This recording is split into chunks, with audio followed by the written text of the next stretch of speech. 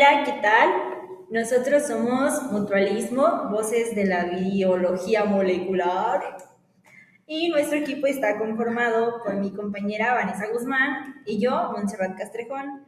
Vamos a presentar nuestro proyecto integrador. Esto es para la materia de biología molecular con la doctora Imelda y nosotros estamos estudiando la especialidad en ortodoncia.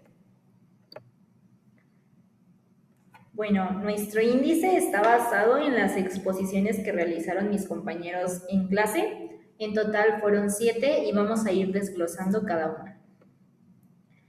Vamos a comenzar con la primera, que fueron bacterias y parásitos.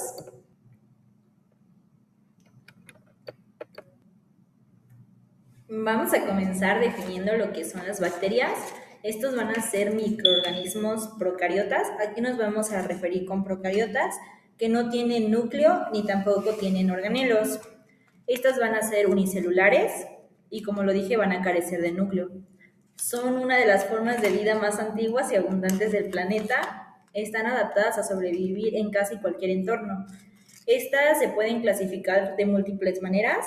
Se reproducen por lo que es fisiominaria, pertenecen al reino Monera y estas pueden ser patógenas o benéficas.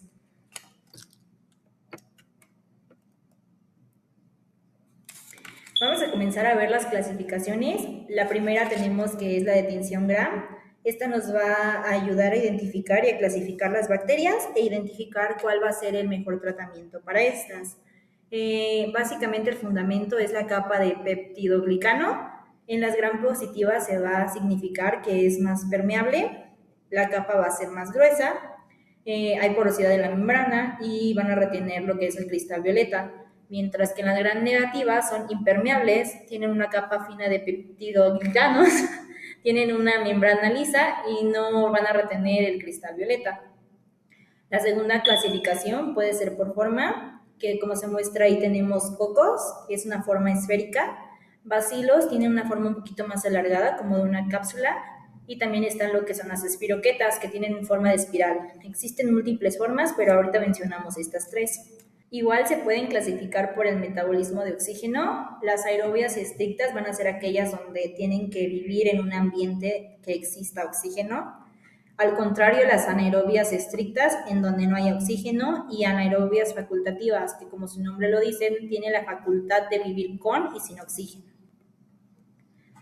Igual podemos clasificarla de acuerdo a la temperatura. Las termófilas van a ser las que van a vivir a temperaturas mayores de 50 grados, las psicrófilas a temperaturas menores de 20 grados y las mesófilas a temperatura ambiente, que son 25 a 37 grados. Igual se puede clasificar de acuerdo a su alimentación. Tenemos autótrafas que van a producir su propio alimento. En este caso era lo de los CHOPS, que era carbono, hidrógeno, oxígeno, fósforo, etc. Las heterótrafas van a obtener su alimento de otros seres vivos o de material orgánico. Y por último tenemos la clasificación de acuerdo al pH, que igual estas pueden ser acidófilas, que es menor a 7, neutrófilas, que el pH va a estar neutro, en este caso 7, y alcalófilas, que va a ser mayor a 7. Como se puede observar ahí en la imagen igual, lo que son el fili, quiere decir el adhesivo, y el flagelo, también de lo que es la bacteria. Vamos a comenzar a ver qué son los estreptococos, que como lo vimos en las diapositivas pasadas, los estreptococos son cocos gram positivos, es decir, van a tener forma esférica, que estos se van a agrupar en cadenas o pares. Cuando se colocan en pares son diplococos, también estos pueden estar encapsulados o en 4, que sería tetrada. Estos van a ser patógenos, son importantes en los humanos y en los animales. Tenemos de igual manera los estafilococos. Estos, su característica es que van a agruparse en forma de racimos, semejante a racimos de uvas. Igual una mnemotecnia que nos podemos aprender es lo de la carita de la pantera rosa, y como está ahí en las imágenes, pues son racimos. Vamos a tener los mullicutes o macroplasma, que estas van a ser bacterias igual procariotas. Estas igual van a carecer de pared celular, por lo que son pleomórficas, es decir, pueden adaptarse a cualquier forma y van a tener alta resistencia a lo que son los antibióticos. Estos van a presentar una apariencia característica en forma de huevo estrellado. Tenemos los actinomyces, que van a ser bacterias gram positivas. Estas van a tener un aspecto similar a lo que son gusanitos pequeños. Estos van a penetrar en los tejidos y van a romper la barrera de la mucosa, causando infección supurativa, que nos referimos a que estas pueden producir pus. A continuación vamos a tener lo que es el parásito, que va a ser un organismo que va a vivir dentro o sobre otro ser vivo. A este se le va a conocer como hospedero o huésped. De este va a obtener el refugio, alimento y sobre todo le va a causar daño dependiendo del grado. Estos pueden ser unicelulares o multicelulares. Se van a reproducir de manera sexual o asexual y su tamaño puede ser microscópico y macroscópico, al igual de que van a pertenecer al reino protista. Estos se van a clasificar de 3 maneras. Primero tenemos los protozoarios, que estos van a tener un tamaño microscópico y van a ser unicelulares, como se puede mostrar en la foto. Como número 2 tenemos a los helmintos, que estos van a tener un tamaño macroscópico y van a ser multicelulares. Por último, tenemos a los ectoparásitos, que estos van a vivir en las superficies y van a ser lo que son pulgas, garrapatas, chinches, etc. Su forma de transmisión de los parásitos puede ser por ingestión de agua o alimentos contaminados, contacto con el suelo contaminado, alguna picadura de algún insecto, que en este caso serán los vectores, serán los animalitos que son transmisores o transportistas.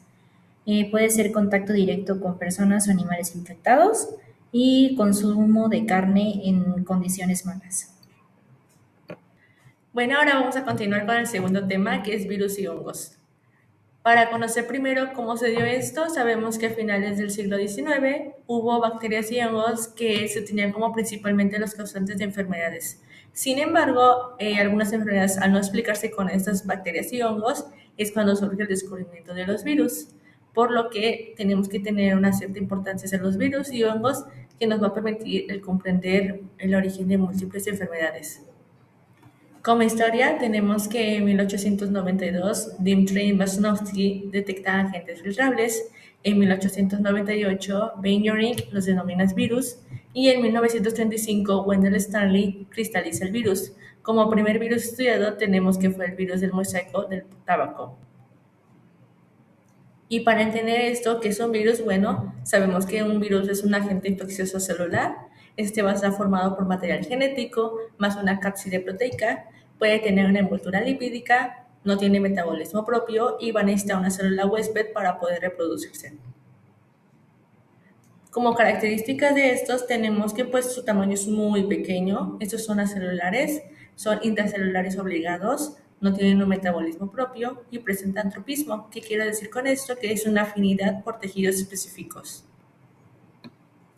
¿Qué tipos de virus hay? Hay 2 tipos, los virus con envoltura y los virus desnudos. Los virus desnudos son más resistentes, estos se van a transmitir por agua, algún alimento o alguna superficie y van a entrar por endocitosis. Mientras que los virus envueltos, como se observa en la imagen, pues estos son menos resistentes, su transmisión es por contacto directo y se van a liberar por gemación. Después tenemos las vías de contagio viral. Aquí tenemos varias que pueden ser respiratoria, como la influenza o el COVID, la fecal oral, que puede ser por agua o alimentos contaminados, la sanguínea, que puede ser por agujas contaminadas, la sexual, por ejemplo el VIH, la vertical, que es madre e hijo, y por contacto con piel y mucosas. Después tenemos que son los hongos, pues estos son organismos cuyo nombre va a provenir de maiques, que son setas. Estos están ampliamente distribuidos en toda la naturaleza y pues como usos tenemos que se utilizan en la industria alimentaria, en la farmacéutica y en la biotecnología.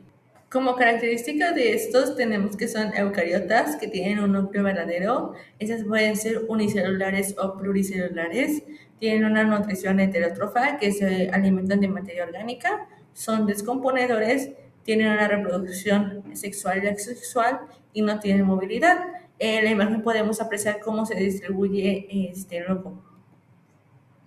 Tenemos también la morfología de los hongos, que estos son formados por micelio e hifas, y la reproducción por esporas. Por último, tenemos los tipos principales de hongos. Aquí son 4 los que yo puse, o los que se mencionaron durante la clase, que son los ascomicetos, que es el moho de frutas, los zigomicetos, que es el moho del pan, los diomicetos, que son los acuáticos, y los glomericetos, que son los micorrizas. Ahora continuamos con el tercer tema. Ahora vamos a comenzar con el tema número 3, que es relación agente infectante, hospedador y la clasificación de enfermedades infecciosas. Ahora es fundamental conocer lo que es la tríada ecológica. Primero vamos a tener el agente causal, que se va a referir al microorganismo que provoque o cause alguna enfermedad. Este puede ser un virus, bacteria, etc. Vamos a tener lo que es el ambiente, que serán las condiciones externas que favorecen o dificultan la interacción entre el agente y el huésped. Y tendremos, por supuesto, el huésped, que este va a ser una persona o un animal que va a albergar lo que es el microorganismo. Y aquí este se va a alojar y va a dejar que este subsista. Actualmente se agregó también lo que es el tiempo, ya que esta variable puede definir si la enfermedad puede ser crónica o aguda. Vamos a hablar de lo que es la simbiosis, que este concepto se refiere a una relación íntima en donde los organismos van a estar en contacto físico y van a depender de uno de otro para sobrevivir. Posterior tenemos lo que es el comensalismo, que este es cuando las especies que interactúan se benefician sin afectar negativamente a la otra, como lo vimos en clase con las bacterias comensales. Otro ejemplo más de biología podría ser el árbol con el nido de pájaros. El nido de pájaros crea ahí su casa y al árbol no le afecta en nada. Tenemos lo que es el parasitismo, que aquí dos organismos van a interactuar, pero uno se beneficia y el otro va a causar el daño, como puede ser un mosquito, una chinche, una garrapata, etc. Y tenemos el mutualismo, que es cuando dos especies obtienen beneficios recíprocos para sobrevivir, como lo es las micorrizas con la tierra o como es mi compañera Vanessa y yo. Y este esquema va a representar lo que es la interacción entre el hospedero o el huésped y el microorganismo. En este caso, la primera parte será el encuentro, en donde el microorganismo entra y se pone en contacto con el hospedador. Enseguida vamos a pasar a lo que es el establecimiento, que este sería el segundo paso. El microorganismo se adhiere y se va a colonizar y se va a adaptar a lo que es el ambiente del huésped. En tercer punto tenemos la multiplicación, que será que el microorganismo se va a reproducir y va a aumentar el número. En el cuarto punto tenemos lo que es la toxinogénesis, que en este se va a ver el grado de toxinas que va a producir el microorganismo y grado de tejidos que puede dañar al hospedador o organismos. En el quinto se va a ver el resultado del daño, que puede ser que el huésped lo ignora completamente, es decir, no es tan patógeno. Puede ser que existan síntomas de la enfermedad o que se vuelva un síndrome. Y como sexto paso tenemos lo que es el resultado, en el cual tenemos 3 subtemas, que puede ser que el paciente se cure, el paciente en este caso muera o que se encuentre en un estado portador. Ahora veremos lo que es la clasificación de la enfermedad de acuerdo al área geográfica y al número de casos. Tendremos 3 conceptos, que será el primero endemia, que va a ser la presencia de una enfermedad, ya sea constante o habitual, en una región o en una población determinada. En este caso, el número de casos, vaya la redundancia, se encuentra estable a lo largo del tiempo. Un ejemplo puede ser el dengue en algunas regiones tropicales. Tenemos lo que es una epidemia, que es el número de casos de una enfermedad que aumenta de manera repentina o supera lo esperado en una comunidad. Puede ser en una ciudad o en un país durante un periodo determinado. Un ejemplo puede ser el brote de influenza en la ciudad durante el invierno, que los climas tienden a ponerse más frescos. Tenemos el tercer punto, que es la pandemia. Esta es una epidemia que existe en varios países o continentes y afecta a un gran número de personas y puede haber decesos, como lo fue el COVID-19. Igual tenemos la clasificación de la enfermedad de acuerdo al mecanismo de transmisión, que puede ser de manera directa o indirecta. Como su nombre lo dice, la manera directa ocurre cuando el patógeno daña directamente a las células del huésped. Estas se van a invadir y se van a replicar, como lo vimos en el esquema pasado. De manera indirecta, el daño no lo causa directamente el patógeno, sino la respuesta del sistema inmunológico a las toxinas liberadas. Otra clasificación puede ser la localización en el organismo, que puede ser local, en el cual el agente infeccioso se va a permanecer en un solo tejido o un solo órgano, nada más causándole daño a esta área específica.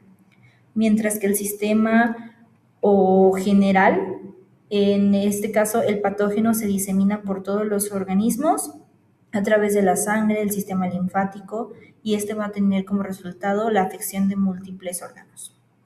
Y también tenemos lo que es la focal, que en esta la infección se inicia en un sitio local, pero produce efectos en otros órganos a distancia y va a haber una diseminación parcial. Por último, tenemos un pequeño glosario en el cual vamos a dar ciertos conceptos que se vieron en clase, como uno muy importante que es la patogenicidad.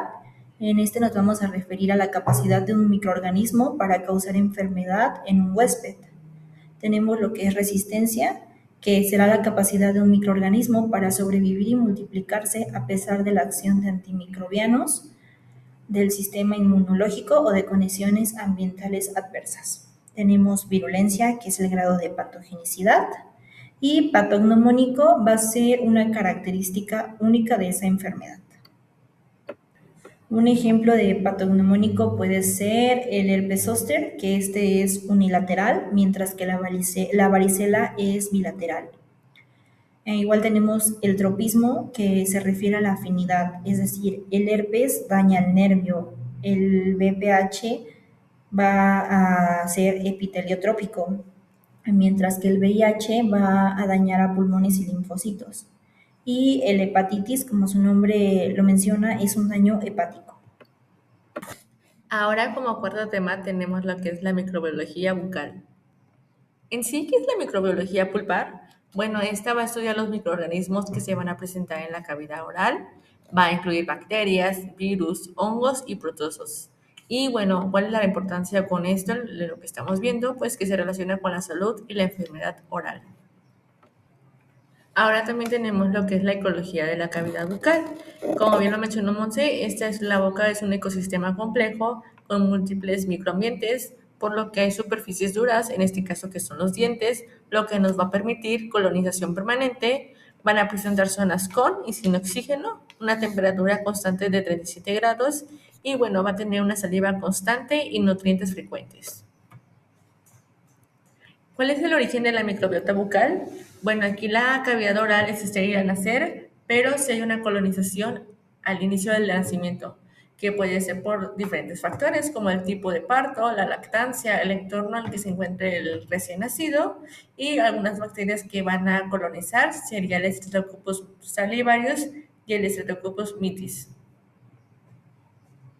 ¿Cuál es el desarrollo de la microbiota? Pues es con la erupción dental, van a aparecer nuevas superficies, como ya lo mencioné. Aquí se va a dar una asociación ecológica, que son las bacterias aerobias, va a haber una disminución de oxígeno, van a aparecer anaerobias y se va a empezar a formar la biopelícula. Y ahora, pues, ¿cómo vamos a saber cómo se forma la biopelícula? Bueno, aquí es un proceso donde las bacterias se van a unir entre sí, que se llama coadhesión. Estas van a formar una matriz extracelular protectora y como características habrá que hay una organización tridimensional, una resistencia a antibióticos y una protección frente al sistema inmune. ¿Cuáles son los factores que van a regular la microbiota? Bueno, pues pueden ser varios. En este caso, la regulación genética, es decir, una respuesta al pH y los nutrientes, una comunicación bacteriana, que se denomina quorum sensing, una competencia bacteriana, que es la bacteriocinas, y mediante el sistema inmune, como el LGA, la lisozima y la lactoferrina. ¿Cuál es el papel de la saliva en ello? Pues tenemos que se compone por agua, electrolitos, enzimas y el LGA. ¿Cuáles son las funciones de la saliva en el ecosistema? Pues tenemos que hay una limpieza mecánica, una regulación del pH, una defensa antimicrobiana y una remineralización dental. Bueno, ¿cuál es la diferencia entre salud y enfermedad periodontal? Tenemos que salud es donde van a predominar bacterias gram positivas, va a haber un equilibrio con el sistema inmune, mientras que en enfermedad periodontal pues habrá un número aumentado de gram negativas anaerobias, va a haber una inflamación y habrá un complejo rojo debido al periodontitis gingivalis. Por último, ¿qué microorganismos hay aquí y cuál es su relevancia clínica? Pues tenemos que de hongos es Candida albicans, que nos van a dar candidiasis, el virus, que puede ser herpes o VPH, los protozoos, que son los Entamoeba gingivalis, y en implantes tenemos que, si hay salud, son gram positivos, mientras que si es enfermedad, son gram negativos. Y en endodoncia, pues van a predominar las bacterias anaerobias y hay una muy importante que es el Enterococcus faecalis. Después continuamos con el quinto tema. A continuación voy a hablar del tema número 5, que fue caries dental. Bueno, vamos a comenzar definiendo lo que es la caries. La caries es una enfermedad infecciosa y multifactorial, es decir, que puede desarrollarse de múltiples factores. Esta se va a caracterizar por la destrucción progresiva de los tejidos duros del diente. Para esto tenemos una teoría muy importante, que es la teoría de Keyes. Básicamente esta teoría describe el desarrollo de la caries, el cual depende de tres factores principales. En este caso, en 1960, se consideraba lo que es el huésped, la dieta y el microorganismo, que en este caso era la bacteria, para la formación de la caries. Sin embargo, actualmente se dieron cuenta de que para la progresión de la caries se necesita otro factor más, que es el tiempo, por lo que actualmente ya no son 3, sino 4 factores. Este es un esquema de la formación de la caries. Básicamente tenemos lo que es la bacteria de la placa dental, la cual va a metabolizar azúcares para la producción de ácidos, lo que va a dar como resultado una disminución del pH y comenzará lo que es la desmineralización del esmalte, que puede avanzar a la dentina y puede llegar a lo que es la pulpa. La progresión de la enfermedad depende de las bacterias que invadan. Tenemos lo que es el paradigma actual de Feber-Jeskov, el cual tiene 6 puntos muy importantes. El primero menciona que la caries es un proceso dinámico. ¿A qué se refiere con eso? Que la caries va a tener un desarrollo gradual que va a permitir recuperar y eliminar minerales, como lo es la remineralización y desmineralización, que lo veremos en el punto número 2. Y tendrá la producción de ácidos que van a desmineralizar el esmalte. En el punto número 2 tenemos, como lo mencioné, el equilibrio entre desmineralización y remineralización. La desmineralización se produce cuando el pH disminuye a 5.5, provocando los famosos CHOPs, que son carbono, hidrógeno, oxígeno y fósforo. Y tenemos lo que es la remineralización, que ocurre cuando la saliva aporta minerales y el pH se va a normalizar. Igual tenemos que la caries es el resultado de un desequilibrio ecológico, es decir, la caries se va a producir cuando existe una alteración en el equilibrio del ecosistema. Puede ser por un aumento de consumo de azúcares. Esto va a provocar que la bacteria crezca y va a producir grandes cantidades de ácido, por lo que puede afectar mayores tejidos. En número 4 tenemos la importancia de la biopelícula dental, la cual la biopelícula temprana va a ser una barrera protectora, pero la caries se puede desarrollar dentro de la biopelícula si esta no se elimina. Si se elimina, obviamente la caries no va a poder desarrollarse.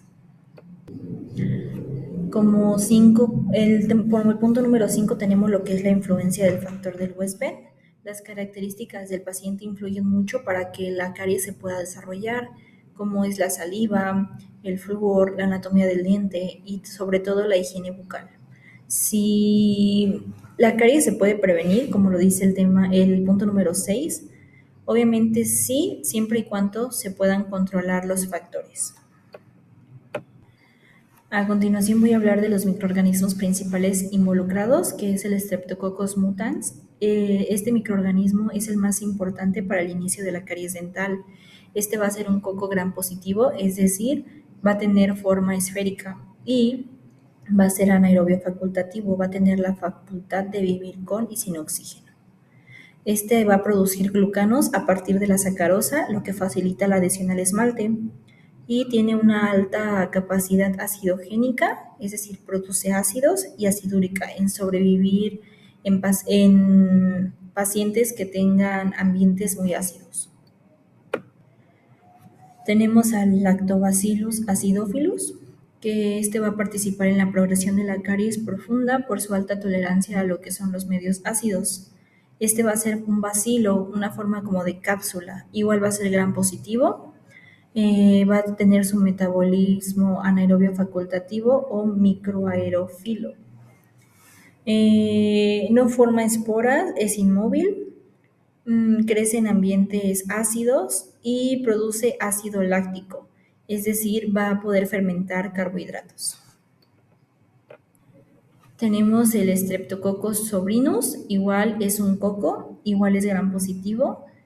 Este se va a formar en cadenas cortas, igual es anaerobio facultativo. Su hábitat va a ser en la placa dentobacteriana y superficies dentales, y igual es acidogénico y acidúrico. Por último tenemos la Actinomyces naeslundi, que va a ser un colonizador temprano de la placa dental. Este va a estar relacionado a lo que es la caries radicular y gingivitis. Este va a ser un bacilo igual gram positivo, va a tener la facultad de vivir con y sin oxígeno, no va a formar esporas, es inmóvil. Su estructura va a ser ramificada, semejante a las linfas, y el hábitat, como lo mencioné, es la placa dentobacteriana y es superficies radiculares e interproximales. A continuación van a presentar el tema número 6. Y ahora continuamos con el penúltimo tema, que es microbiología de enfermedades gingivo-periodontales. Como enfermedad periodontal, tenemos que esta es una enfermedad que va a afectar la encía, el ligamento periodontal, el hueso alveolar, y va a evolucionar desde una gingivitis no tratada, por lo cual se va a hacer una enfermedad periodontal, y esta es una enfermedad infecciosa disbiótica, que es debido a un desequilibrio microbiano. Después tenemos que el biofilm dental, esta es la placa dental, es un biofilm organizado y se va a componer el 15 al 20% de bacterias y el 80-85% de matriz extracelular. Esta se va a formar constantemente en la cavidad oral y va a estar asociada a la caries, a la gingivitis o a la periodontitis. Después tenemos que la película adquirida, esa es una capa inicial sobre el esmalte, como lo hemos venido diciendo ahorita, y su función es protectora, nos va a favorecer la remineralización, que es el fluoruro, y va a permitir la adhesión bacteriana. ¿Cuál es la colonización inicial aquí? Bueno, pues las primeras bacterias que llegan son los Streptococcus, que puede ser sanguinis, mitis, oralis o los actinomyces, y como características tienen que son gram positivas, son aerobias o facultativas y se van a adherir directamente al esmalte. Mientras que en colonización secundaria y la maduración tenemos que aquí van a llegar bacterias gram negativas como la Neisseria, la Billonella. Aquí va a aparecer gingivitis en 4 o 7 días sin ninguna higiene y va a aumentar la complejidad de espiroquetas y los vibrios. La coadhesión y el papel del Fusobacterium en aquí tenemos que las bacterias se van a adherir entre sí, como ya lo venimos diciendo, que es una coagregación, y esta va a actuar como un puente ecológico que nos va a permitir la unión entre los colonizadores tempranos y los colonizadores tardíos. ¿Cuál es el papel del huésped y del virus aquí? Bueno, tenemos que el virus, en este caso el herpes virus, va a influir en la periodontitis. Los efectos van a ser alterar la respuesta inmune, van a favorecer la destrucción tisular y las enfermedades que se asocian a esto son lesiones gingivales y la periodontitis agresiva. ¿Cómo se van a transmitir estos patógenos? Bueno, la principal vía es la saliva. Aquí puede haber una transmisión entre parejas, ya sea Un ejemplo, las forfinomonas gingivales, que llevan ADN similar en ambos. Y bueno, ¿cuáles son los principales periodontopatógenos que hemos estado viendo? Pues son las forfinomonas gingivales. Estas van a inhibir la respuesta inmune. Es el Agregatibacter actinomycetimicomtas. Esta va a producir leucotoxina. Es la Prevotella intermedia, que es aquella que va a estar resistente a fagocitosis. La Tannerella forsythia, que va a estar relacionada con diabetes. La Treponema denticola, que son las espiroquetas, estas van a producir toxinas. Y la Peptostreptococcus micros, que va a estar asociada a los periimplantitis. Ahora vamos con el último tema y aquí los dejo. Ahora venimos con el último tema. Ese tema es microbiología pulpar y periradicular. Este se va a dividir en dos temas. La primera parte la voy a dar yo y la segunda mi compañera. Para entender qué es la microbiología pulpar, tenemos que la microbiota pulpar va a aparecer cuando la pulpa se inflama o se necrosa. La pulpa sana es estéril gracias al esmalte y la dentina, por lo que al enfermar se convierte en un ambiente cerrado, sin oxígeno y rico en nutrientes. ¿Cuáles son las vías de infección pulpar?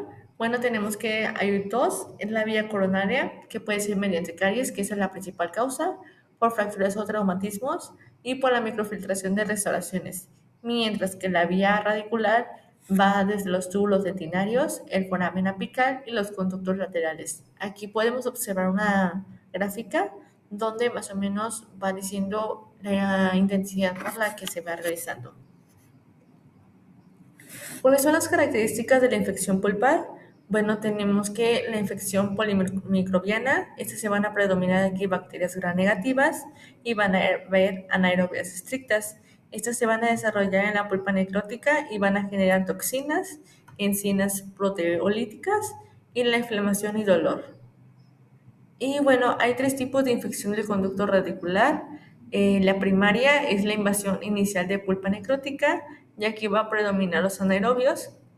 La secundaria, que es la contaminación durante el tratamiento. Y la persistente son bacterias resistentes que sobreviven. Y bueno, la causa principal es debido a un fracaso endodóntico. Ahora hablaremos de la microbiología perirradicular, que son los microorganismos que se van a involucrar en las lesiones inflamatorias en los tejidos que rodean al ápice dental, ligamento periodontal, hueso alveolar y cemento. Esto básicamente ocurre cuando la pulpa se necrosa, van a entrar los microorganismos y se van a colonizar y básicamente se van a trasladar a lo que son los conductos radiculares. Primero tenemos al Enterococcus faecalis, que es una bacteria gram positiva en forma de cocos, es decir, va a ser en forma cilíndrica. Este se va a encontrar en diplococos en forma de pares o en cadenas cortas. Este va a ser anaerobio facultativo, igual tendrá la facultad de vivir con y sin oxígeno. Es el principal microorganismo asociado al fracaso del tratamiento endodóntico. Puede penetrar en los túbulos dentarios y formar biopelículas. Presenta alta resistencia a condiciones adversas a diversos antibióticos y se relaciona con infecciones preapicales persistentes. Tenemos también lo que es la Porphyromonas endodontalis, que es una bacteria gram negativa en forma de bacilo. Igual será anaerobia estricta, no forma esporas y es inmóvil. Se localiza principalmente igual en conductos radiculares necróticos. Genera enzimas proteolíticas y endotoxinas. Está asociada con abscesos periapicales y lesiones endodónticas agudas. Después tenemos la Fusobacterium nucleatum, que igual es un bacilo, igual es gram negativo, anaerobio estricto, actualmente como un pegamento biológico.